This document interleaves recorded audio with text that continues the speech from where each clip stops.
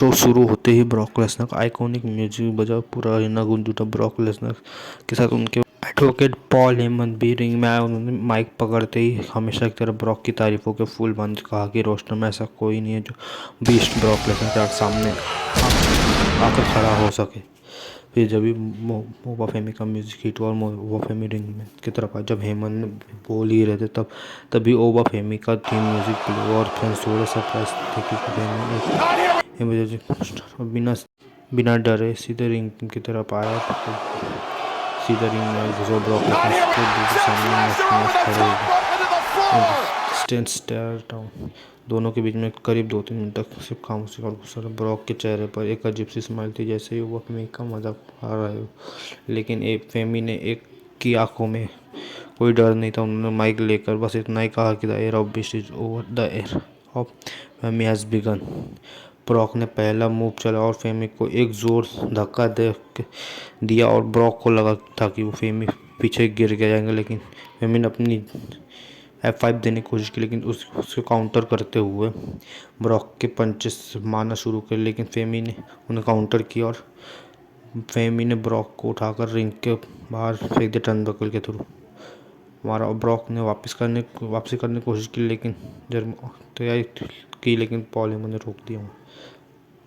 यहाँ Paul Heyman भी shock में खड़े रह गए थे। ब्रॉक लेसनर रिंग के बाहर गुस्से में फेमी को घूर रहे। पहली बार ऐसा कोई नया जैसे लाया जो फिजिकल स्ट्रेंथ में कैरेक्टर ब्रॉक लेसनर की टक्कर का बराबर दे रहा था। सेगमेंट काफ़ी इंटेंस था क्योंकि एडम पेज के ऑफिस में गया और दो बड़ी डिमांड की प्रपोजल। हेमन ने कहा कि next week Madison Square Garden में दी उसूस और विजन का एक स्ट्रीट फाइट मैच होना चाहिए, वो भी टैग टीम टाइटल के लिए।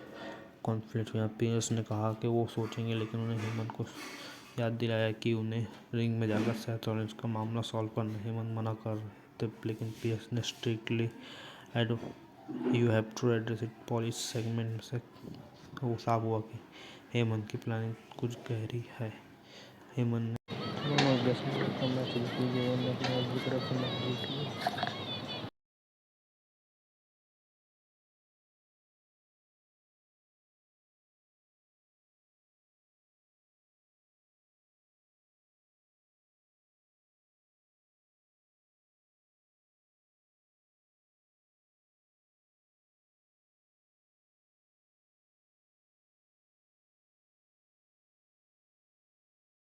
नेक्स्ट सेगमेंट आता है जहाँ पे दी उसो और एल नाइट के मैच के बाद जिमी ने एल नाइट को शुक्रिया अदा किया, और लेकिन एल नाइट ने जे को टीज किया कि तुम बिल्कुल रोमन की तरह साउंड कर रहे हो। इसके बाद से अपनी वगैरह ली मॉर्गन मंडे नाइट और 23 मार्च 2026 प्राइस स्पीड की वापसी हुई।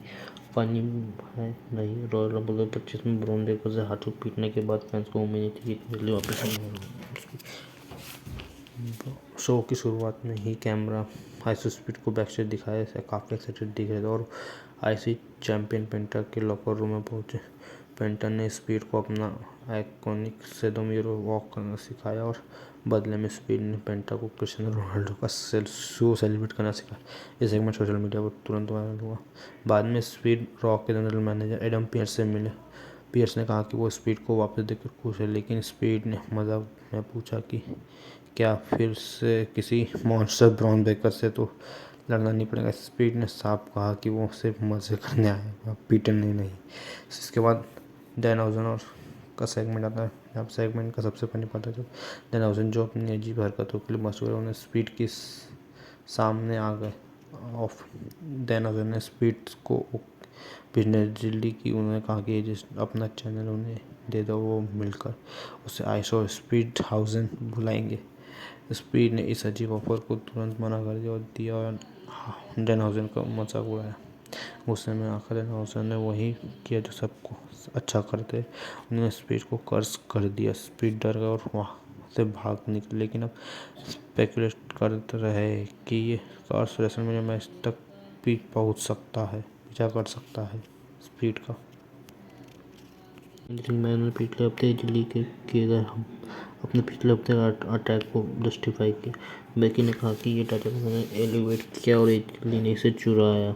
बेकी ने इजली की 10 साल के रिटायरमेंट का मजाक उड़ाया। उन्होंने कहा कि एक स्टोरी सुनाई कि उनकी बेटी रॉक्स घर पर इजली की तरह स्किप कर रही है, जिसे देखकर उन्हें घिन आती महसूस होती है। उन्होंने कहा कि आज एजसली सिर्फ एक भगोड़ी है और जो मुश्किल वक्त में गायब हो जाती है। बैकी की बात तो गुस्सा होकर इजीली म्यूजिक बजा तेजी से रिंग की तरफ भागी। बैकी ने फाइट लेने की जगह तुरंत रिंग से बाहर करके बैरिकेड क्रॉस करके वहाँ से भागना शुरू कर दिया। एंजेलिना ने उस डेस्क पर खड़े होकर माइक लिया और कहा कि मैं तुम्हारी बेटी की फेवरेट रेसलर हूँ। उन्होंने आगे बोला कि हर बार जब भी उसका सामना हुआ उन्होंने बैकी को वॉक लाइक अ डॉग बुरी तरह से हराया है। एजेली ने वहीं खड़े होकर बैकी लिंच को रेसलमैनिया 42 के लिए चैलेंज कर दिया। बैकी ने क्राउड से चिल्लाते हुए जवाब दिया कि यही तो प्लान था। उन्हें एजेली को उनके जाल में ट्रैप कर लिया, फंसा लिया। रेसलमैनिया में बैकी डोमिनेट करेगी। अब यह कंफर्म है कि एजेली और बैकी लिंच का वुमेन्स इंटरकॉन्टिनेंटल टाइटल के लिए रेसलमैनिया मैच होगा। सीएम पंक ने मंडे नाइट रॉ में बोल दिया कि वो बुरा हौसले खाता वो भाई, क्योंकि वो आके उन्होंने बोला कि रोमन ने उसका कोई दर्जा हक नहीं है कि वो मुझे बुरा बुलाने का, बिकॉज वो मेरा यंग बॉय है। लेकिन बुरा तो जस्ट एज अ नंबर, जितना मैं बूढ़ा होता जा रहा हूँ उतना ही प्रेशर हैंडल करना सीख रहा हूँ, बेटर होता जा रहा हूँ। लेकिन जब रोमन तब रेसलमेनिया में मैच खेलने आएगा तो वो अब जो भी अपना शरीर के ऊपर ऑयल लगा के आता है, जीज लगा के आता है, वो सब सूख जाएगा। उसके बाद में उसको जीटीएस लगा कर गो टू स्लीप लगा कर उसे मैच में आऊँगा। और वो कहते हैं इतने सारे समूहन ये मेरे पीछे भेज रहा है। लेकिन ये जब से रोमन ने वो बात बोली है कि सब समूहन मेरे पीछे नहीं आया है, और वो कहते हैं कि गुंथर भी मुझे अंडर एस्टिमेट करके फेल हो चुका है, अब ये भी मेरे सामने फेल हो जाएंगे। लेकिन जो उसो आते हैं उनका गुस्सा का पारा 7वें आसमान में था, और वो जिमी पीछे मनाते हुए आते हैं और कहते हैं कि ये फाइनली रोमन रेंस आ जाते हैं बाहर। और जब जिमी को कहते हैं कि जे को लेकर जाओ, यहाँ से निकल जाओ। लेकिन सीएम पंक कहते हैं कि क्यों ले जा रहे हो भाई तुम यहाँ से, कि तभी रोमन ज़रूरत पड़ जाएंगी, रोमन को तुम्हारी ज़रूरत पड़ेगी। इसी के चलते जे उसो ने सीएम पंक को अटैक कर दिया, पर रोमन ने भी उसी पॉइंट पर सीएम पंक को एक कड़क सुपरमैन पंच मारा। जैसे ही बात बट फिर रोमन को कहते स्मैश हिम, उनको बोलते तभी भाई तेरे इसको छोड़ना नहीं, आज इस पर पड़ता है। सीएम पंक को अनाउंस टेबल के थ्रू पावर बम मारते हैं और रोमन इसी चीज़ का फुल प्रूफ कर देते हैं कि वो अपने ब्रदर्स की इस पॉइंट पर ज़रूरत नहीं है तेरे को मारने के लिए सीएम पंक, लेकिन ये सब करने के लिए। इसके बाद ऑलमोस्ट ओजी ट्राइबल चीफ बाहर आता है। लेकिन बात तभी सीएम पंक वहाँ लेटे हो और रोमन रेंज, और जबकि अब अच्छे लग रहे थे। लेकिन सीएम पंक मेडिकल टीम को कहते मुझे तुम मेडिकल टीम को कहते हैं मुझे तुम में से किसी की कोई ज़रूरत नहीं है यहाँ से उठने के लिए, बिकॉज मैं एक बंदा ही नहीं हूँ एक ही बंदा हूँ जिसे किसी की ज़रूरत नहीं पड़ती।